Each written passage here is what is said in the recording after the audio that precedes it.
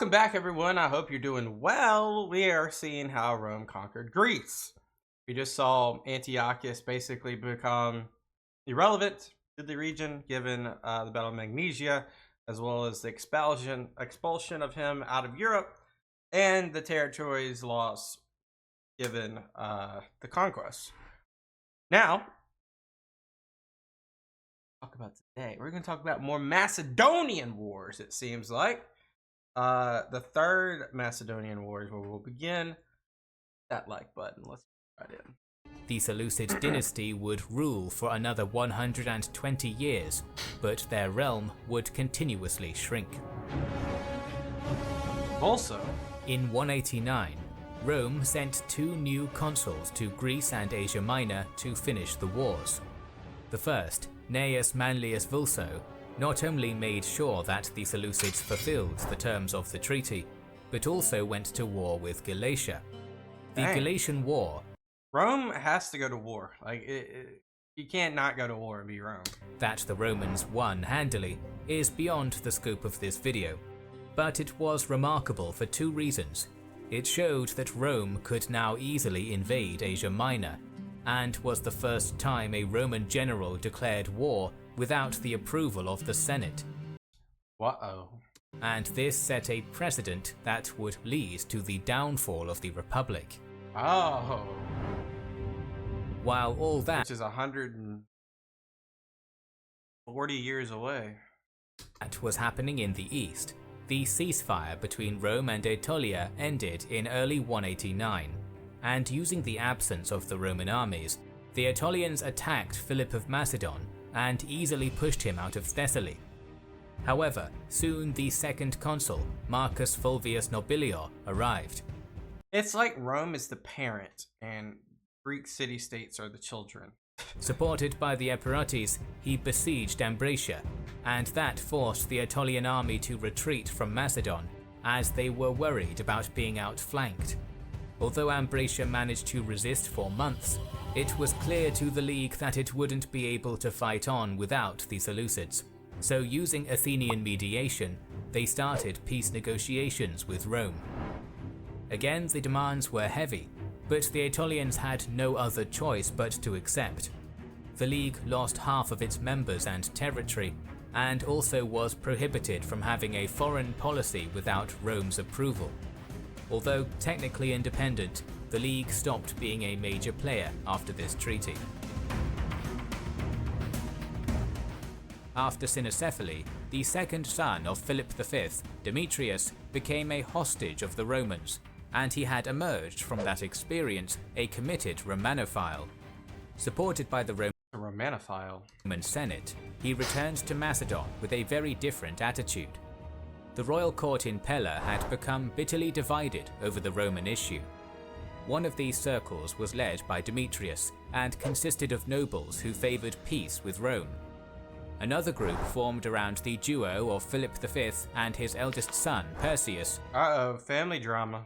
And was packed with firebrands who advocated resistance against the invaders. Both factions began an underhanded war of propaganda. Perseus's mother was routinely slandered as being a low-birth concubine, implying that Perseus was less legitimate than Demetrius. Ooh. The latter made a mistake at this point, confiding to a courtier named Didas that he planned to flee to Rome. This man promptly told Philip, who he's dead. He's dead. Who also discovered a letter speaking of Demetrius's lust for the throne. Despite it probably being a forgery, Didas poisoned Demetrius in the winter of 181 BC. Who could have saw that coming? I didn't even know that happened, and I just saw that coming. On the order of Philip. The outcome was a surge in hostility between Rome and Macedon. The situation destabilized even further in 179 BC, when after over 4 decades of rule, Philip V passed away in Uh-oh. I'm guessing Perseus is about to take the throne, given Demetrius's exit, involuntary. And this is going to create not a power vacuum, because that vacuum has been sealed with Perseus most likely. Now this is going to create a power struggle, which now gives way to Perseus wanting legacy. You always see this when a new person comes to the throne, and this is all speculation. I don't know what's going to happen, but Perseus is most likely going to take the throne at Pella. He's going to have his way of life, which is anti-Rome, and they're going to push the issue, which is going to result in a war. Amphipolis while preparing for a campaign against the Thracians. With his rival Demetrius also dead, Perseus became the king of Macedon. He did what new Antigonid kings always had to, immediately reaffirming old friendships and building new ones. Rivals to the throne were eliminated, and in this new Rome-dominated world, it was necessary to send emissaries to the Senate, hoping for their official recognition of Perseus's accession to the throne. I'm wondering, God dang, went down the wrong hole. I'm wondering, as just like a tangent to this, how much Alexander the Great is regarded here in Pella in Macedon. Is he like their Caesar? Which is, it's funny because Caesar looked up to Alexander. It's like the inverse, but is he like their god that has passed away? I'm just wondering. I'm curious, actually. Reluctantly, this was granted. On the diplomatic front, Perseus also entered into many alliances and diplomatic arrangements with the various city-states. Naturally, this was to the great annoyance of the Romans. Furthermore, to the east, Perseus astutely married his sister to Prusius II of Bithynia, and the king himself married the daughter of Seleucid monarch Seleucus IV. So in addition to playing nice with the Greeks in the city-states, Perseus was also swiftly gaining a network of useful Hellenic allies in Asia Minor, much to the increasing anger of Pergamon, which was excluded from these affairs. Yeah, because Pergamon is a direct, like, it's the closest ally of Rome in the region. They fought alongside them against Antiochus. They're a big power too, so in terms of territory. So they're gonna squeeze them out, it looks like. Its king, Eumenes II, played his kingdom's usual part as an informant to the Romans. Initial insistences and warnings by Eumenes to the Roman Senate fell on receptive ears. In 175 and 174 BC, repeated Roman warnings to Perseus refused to cow the young king. Moreover, he performed a grand spectacle of marching his entire army on a peaceful parade through Delphi, the sacred center of the Greek world. The message was clear: he was the protector of the Greeks, not the Romans. Increasingly urgent embassies from Pergamon began to beseech the Roman Senate for help, and in early 172 BC, Eumenes himself came to plead his case. He claimed that the peace had allowed Macedon to fully recover its strength. Finally, the Pergamese king played his trump card, stating to the Romans that, "I felt it would be utterly disgraceful if I failed to reach Italy to warn you before he arrived here with his army." We're going to see a preemptive strike. Cynically playing on the post-Hannibalic fear of invasions, Eumenes got his way. The subsequent diplomatic pressure and investigations into Perseus's conduct. I mean, there is a lot of parallels, though. You think about Hasdrubal despised the Romans, were beaten by the Romans. Hannibal, the son of Hasdrubal, goes on a continued conquest against the Romans, young, spunky, etc., etc. Perseus has witnessed the fall of Macedon was pretty much in a place of prominence for a little bit with Philip V, and then it slowly retracted, and he had to witness that in his early years. So he wants it's it's inevitable at this point that there's going to be a conflict between Rome and Macedon. Would turn into a self-fulfilling prophecy, as the king would see the Senate was intent on destroying him. Philip V may have been the aggressor in the previous war, but now the Romans were hungry for conflict with Perseus. Roman envoys sent to negotiate a truce with the Macedonian king. A truce? In a time of peace, a truce? A truce for what? What are we trucing? Then boasted of deceiving him into thinking there was even a chance of peace. In fact, the truce was purely a measure in order to gain more time for the Romans to prepare for war, as they refitted a fleet of old ships and embarked a powerful army from Brundisium to Apollonia. But what has he encroached yet? I mean, I know he's like showed off his power, but he hasn't really encroached on territory, has he? Roman new cunning of deception and underhanded tactics was not met with approval from all quarters. More traditionalist senators remembered a time when the Romans treated their enemies as honored and honorable men. It turned out that such methods were no way to run an empire. Whatever the case, the Roman Senate had decided that the only way it's not an empire yet to maintain their position in Greece was to have no equals at all. The Antigonid monarchy had to disappear, and the Third Macedonian War began.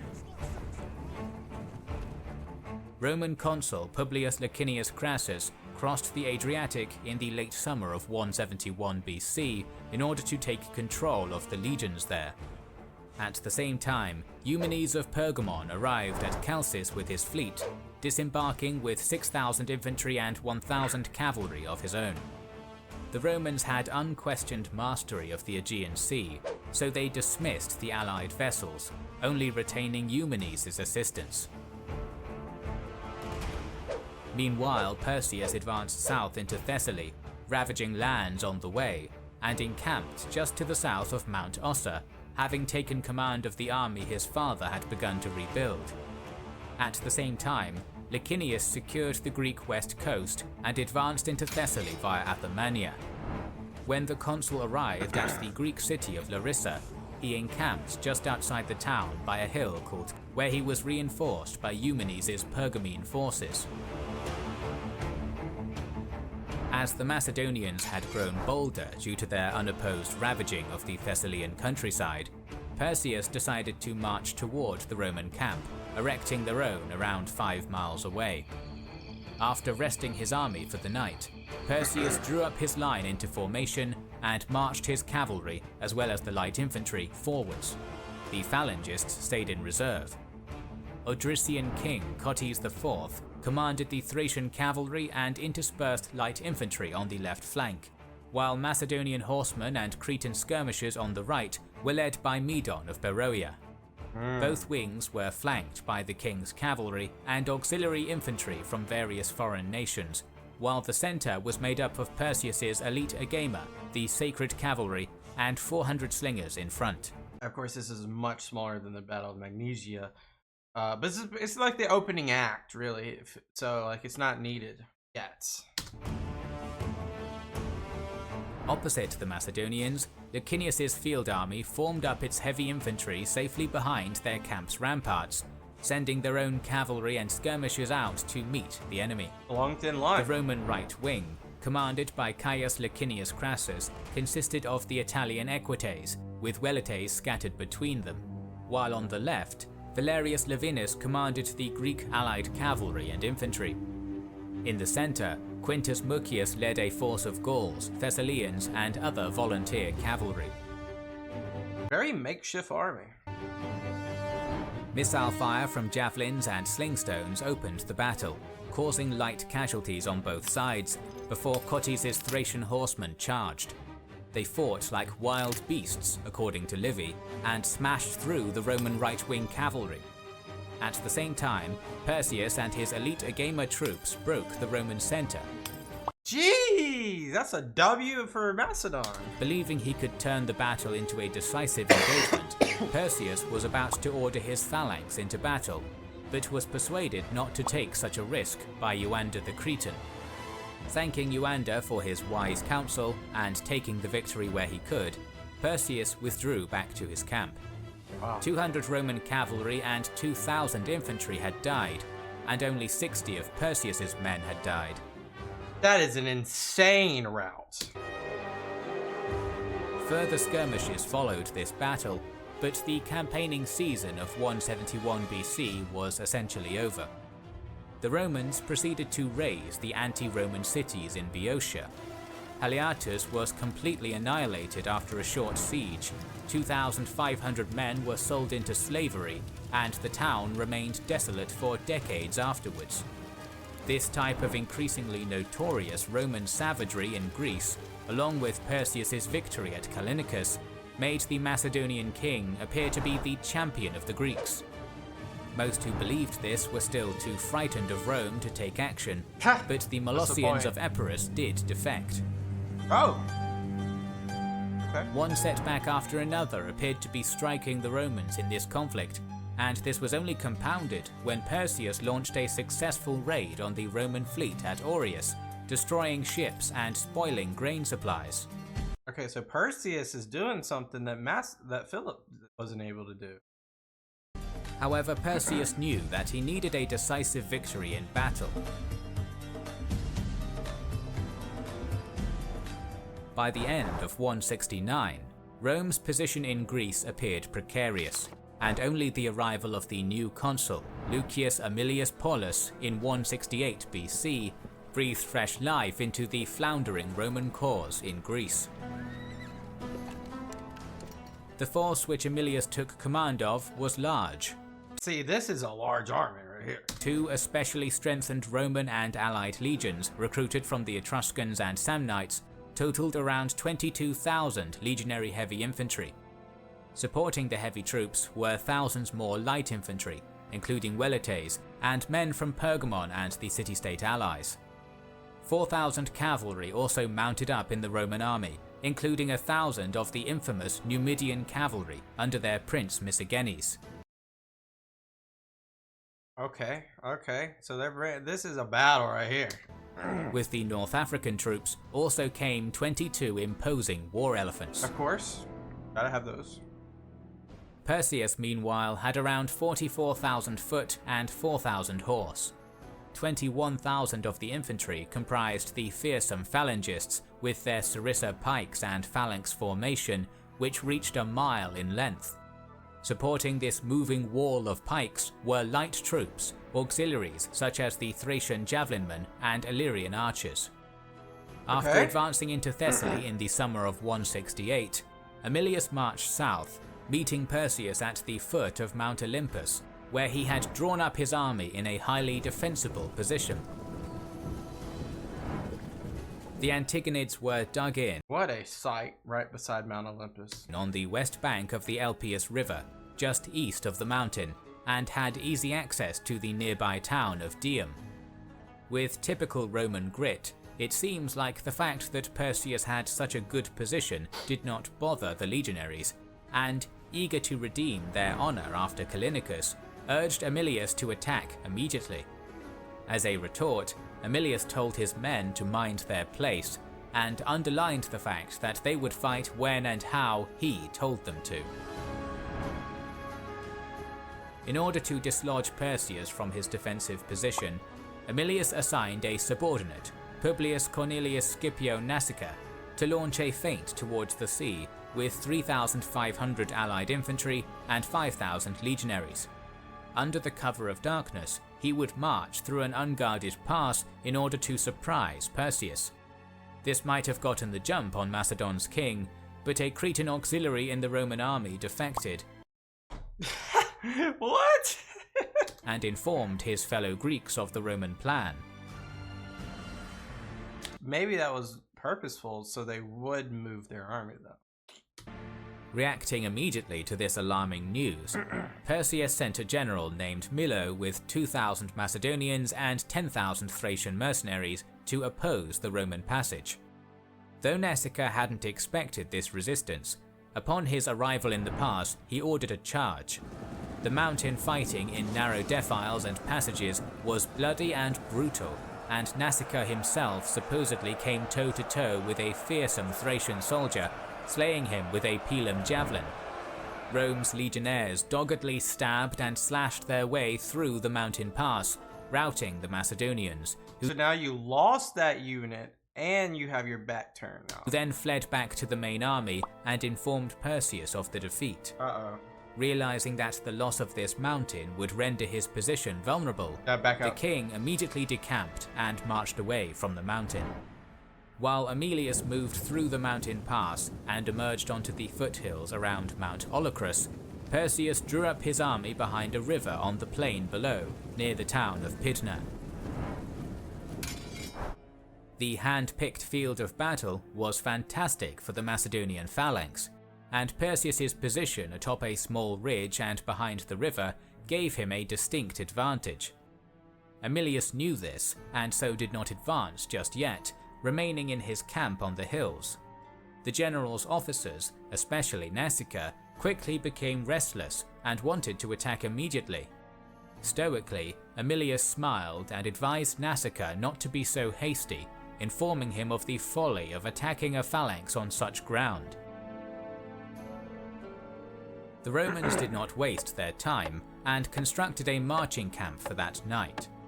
When darkness had fallen and the soldiers were resting around the various campfires and sleeping in their tents, the moon suddenly grew dark, its white color shifting to a dull red. The superstitious men in the Macedonian camp— What do you mean of the Macedonian camp? They're all superstitious. They're all superstitious. were deeply affected and surprised by what was apparently a bad omen. A moon which seemed to bleed red. Had Zeus abandoned them? At the same time, the equally pious Romans did not react as badly. Why was this? A military tribune of the Roman army, Caius Sulpicius Gallus, was a learned astronomer. They are progressive? What? That's insane to me. That I know where he's going to go with this. He's going to basically explain the phenomenon. When most of phenomena that's ever happened in the ancient world was always a omen. So this is radical, treasonous almost. The day before, he approached his general and gained his permission to assemble the soldiers, informing them that such an event, that we know as a solar eclipse, would occur on the following night. He urged the soldiers not to see such a thing as an ill omen, as it was a regular, predictable and natural thing. That's crazy. Therefore, when the eclipse did occur, the Roman soldiers simply followed their commander in offering sacrifices to the Greek gods, promising to hold games in Heracles' honor. The gestures worked, and the Roman soldiers' morale was unaffected. That's crazy. With both leaders engaging one another in a dangerous staring contest, it would take a spark for the flames to ignite. What is that? Said spark came in the form of a misbehaving mule. In order to fill up jugs of water for the thirsty Roman soldiers who wore heavy armor, a small train of mules was led down to a stream below the foothills by lighter troops. Like the stubborn creatures they are, one of the parched pack animals supposedly scented the water and bolted away from its handlers. The water gatherers ran after it and discovered that a group of Perseus' Thracian troops were doing the same. Moreover, the enemy was attempting to steal their mule. No! The irritated, frustrated, and scorching Roman soldiers were not going to give up that mule, and a brawl broke out over the animal. Runners on both sides went to get help, while the mule probably just ran off. That's the spark. That's crazy. Perseus saw an opportunity to draw the Romans down from the uneven foothills of Mount Olocrus, and marched his entire army out of the camp and straight towards the brawl at the stream. The Romans could see what was going on from their camp, and they were furious, demanding angrily to be allowed to march out and fight. Aemilius risked mutiny if he refused, and so gave the signal to form up. After only allowing his legions a brief amount of time to form up, he swiftly commanded the advance, aiming to save the men at the stream. At that moment, the marching phalangists were given the order to lower their pikes. In unison, the first 5 ranks held their sarissæ horizontally, and the ranks behind them kept them at a 45-degree angle. Then they advanced. Against the barely armoured Roman light troops, whose main job was to skirmish at a distance, the phalangists met almost no serious resistance and simply tore through the enemy ranks. Valiantly trying to buy the Romans more time, an auxiliary tribal leader named Salvius obtained his unit's standard and threw it into the phalanx. This galvanized the pressured soldiers, and they furiously tried to get it back. This resulted in massive casualties. What? What is this battle? This entire battle is just crazy. Slowed the advance of the phalanx and allowed some men to escape. Emilius's main force was now closing in, and the swarm of Weletes and other skirmishers threw their missiles at the phalanx, mostly to no effect. The legionary heavy infantry, having witnessed the slaughter of their more lightly armoured comrades, became frightened and began to slow down. They saw the sheer size of the steamroller that approached them, and their morale started to wane. Emilius had to act right now, otherwise his short sword-armed men were going to be slaughtered on the flat ground. So, the general ordered an immediate withdrawal and ceded the plains to Perseus, moving for the foothills once again. Please don't engage Perseus. Please don't engage Perseus. Owing to the phenomenal discipline of the Roman legions, the retreat was carried out successfully, and Emilius now had some breathing room to attack. Wheeling his horse to the right flank, he ordered the wing of 34 elephants to charge forward, with a mass of cavalry behind them. The Thracian and mercenary skirmishers immediately in the path of this charge were ideal troops for dealing with elephants, but they were exhausted and failed to concentrate enough missiles. The elephant vanguard caught them on a bad day, and they carved a bloody hole into Perseus's left wing. The cavalry then streamed around the elephants and mopped up those that were left, leaving the agema on the leftmost edge of the phalanx completely exposed. Dang, so that entire side's done.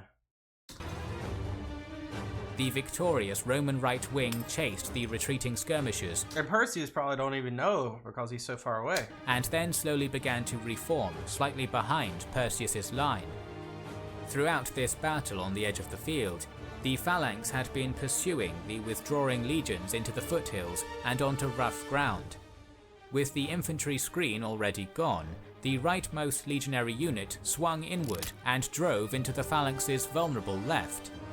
At the same time, gaps gradually began to open in the phalanx due to the increasingly uneven terrain.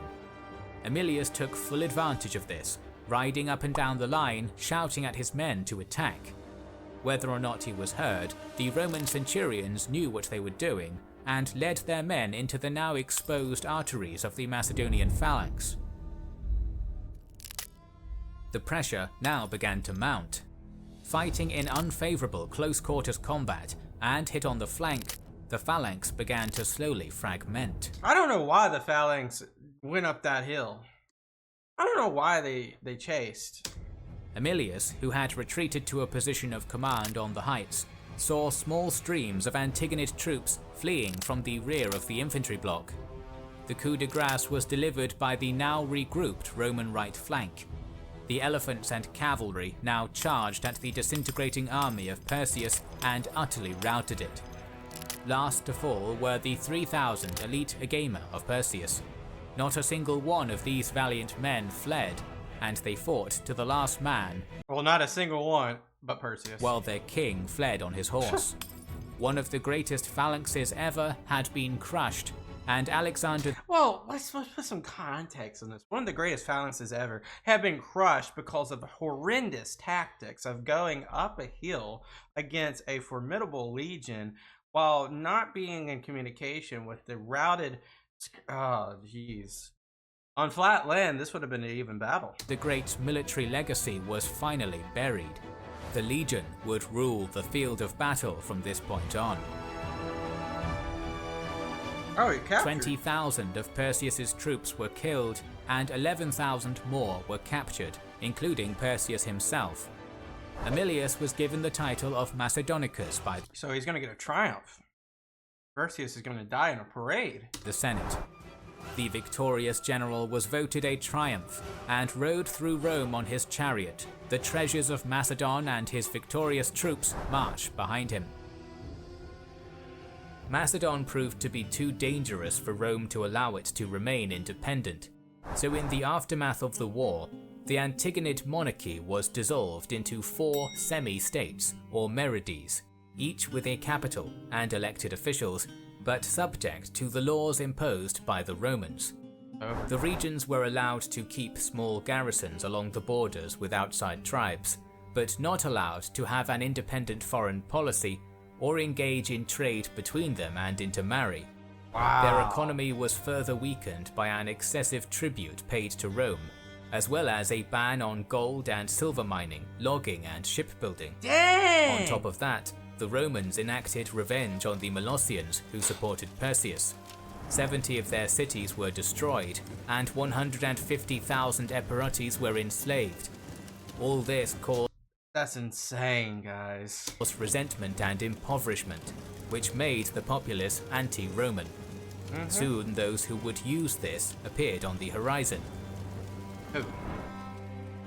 A youth called 150 BC, so we are traveling through time. Andriskos, born in Adramyttium in Asia Minor, had an uncanny resemblance to the late Macedonian king Perseus, and in 150 BC, he started telling everyone who would listen that That's my dad.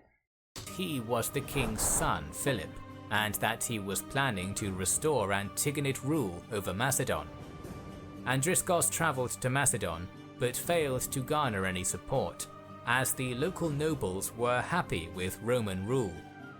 He then attempted to get the assistance of the Seleucid ruler Demetrius I, but the latter had his internal problems and didn't want to anger the Romans, so the pretender was sent into Roman custody.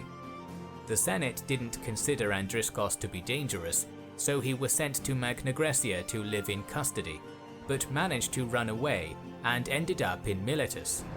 He once again started looking for supporters and gained them among the anti-Roman locals.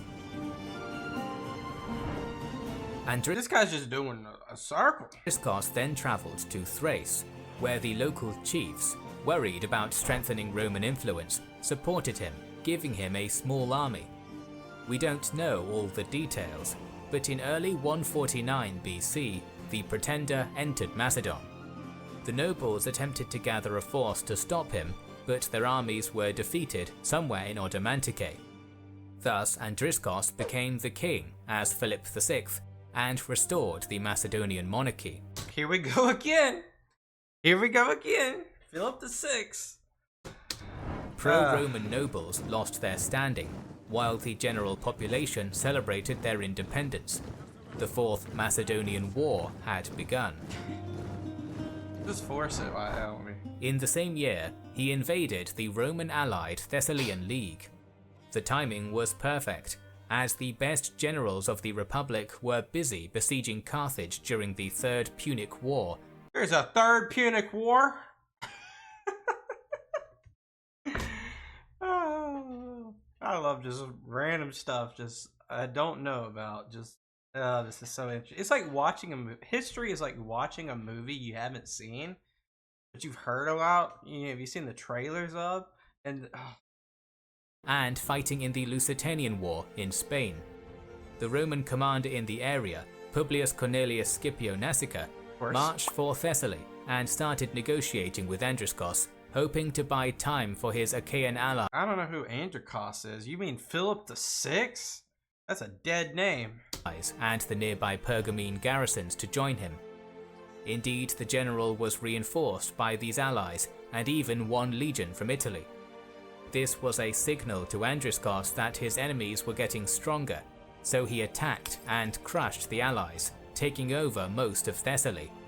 Inspired, Andriskos sent envoys to Carthage, offering the revival of the old alliance. Uh-oh.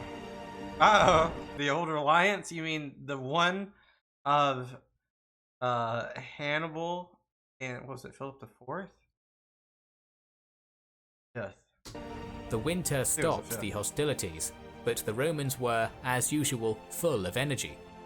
a veteran of the Third Macedonian War, Praetor Quintus Caecilius Metellus, was ordered to form another army, and in early 148 his legions embarked on Pergamene transports. In the past, the Roman armies landed in Epirus and then moved into the Greek heartland from there, but Metellus decided to outsmart his opponent and made landfall in Macedon, making his way south. This threatened Andriscos's kingdom and forced him to double time towards the enemy. The two sides met at the same place the fate of the Third Macedonian War was sealed 20 But it's reversed. years ago. That's crazy. Pydna. Unfortunately, we don't know much about the battle, and even the number of combatants is a mystery. The battle started when the cavalry vanguards of the two armies met each other, and the Macedonian horsemen had the upper hand, sending their counterparts fleeing. Emboldened by that, Andriscos sent some of his troops back to Thessaly in order to continue the conquest. What? That is crazy. I know we don't know much about the battle, so we can't take this all for fact, but that is crazy. Soon the main bodies of the armies were close, and the infantry clashed in the center. Once again, the details are lost to time, and it is unknown if the Macedonians fought in their traditional phalanx. But initially the two groups of footmen fought to a standstill, and it seems that the battle would come down to a battle between horsemen. They defected? What? That is when Andriscos was betrayed by the commander of the cavalry, a nobleman named Tellistos. The Macedonian center was attacked from all sides and was almost completely crushed. After the battle, Andriscos attempted to flee to Thrace, but his allies didn't want to draw the ire of the victors even more. Andriscos was captured and given to the Romans, who sent him to Italy, where he was executed. This was the end of the Fourth Macedonian War. This time, Macedon didn't even get a semblance of independence. Commanded by the Senate, Metellus turned Macedon, Epirus, southern Illyria, and the Ionian Islands into the province of Macedonia, and became its first governor. However, the situation was getting volatile elsewhere in Greece. Sparta, now led by Menalcidas, had been trying to break away from the Achaean League for some time. In 147 BC, their delegation went to Rome to ask the Senate for assistance, but before the Romans were able to respond, Spartan territory was invaded by the strategos of the League, Democritus.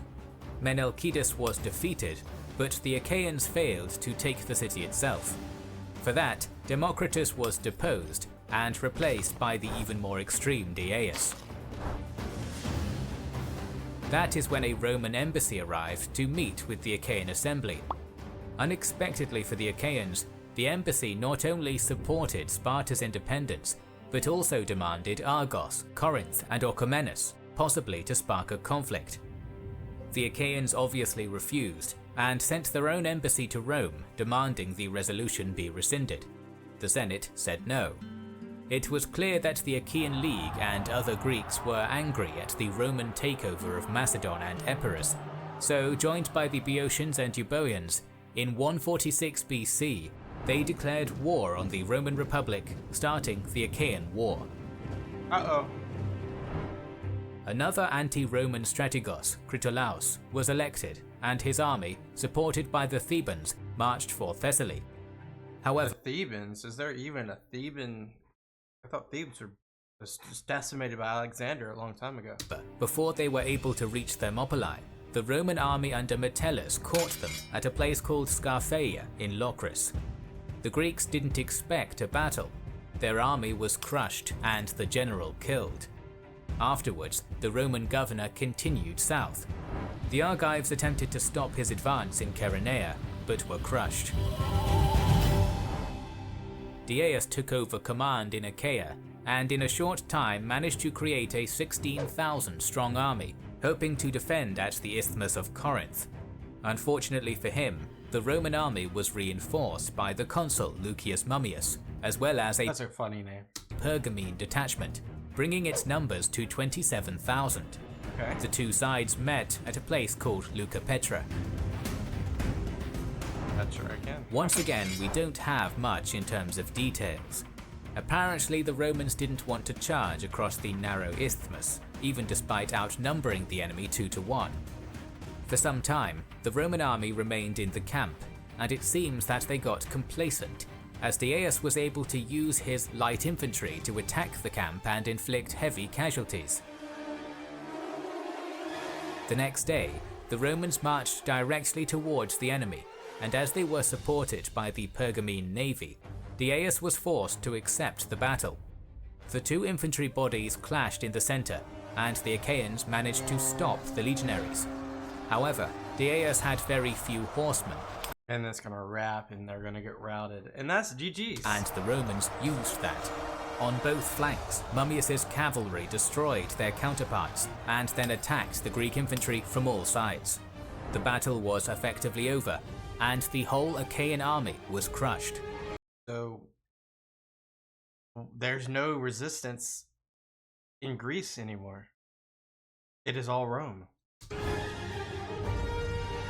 In the aftermath, the Romans razed Corinth, similar to Corinth remained largely deserted until Julius Caesar refounded the city as Colonial Laus Ilia Corinthiensis, colony of Corinth in honor of Julius.